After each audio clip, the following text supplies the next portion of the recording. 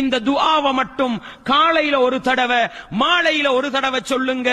24 மணித்தியாலத்துள்ளுக்கு எந்த செகண்ட்ல மௌத்தா போனாலும் அல்ஹம்துலில்லாஹ் சுவனத்துக்குரிய மனிதனாக மாறலாம். ரசூலுல்லாஹ் சொன்னாங்க, சய்யிதுல் இஸ்திக்ஃபார், சய்யிதுல் இஸ்திக்ஃபார் பாடமாக்கிக்கங்க.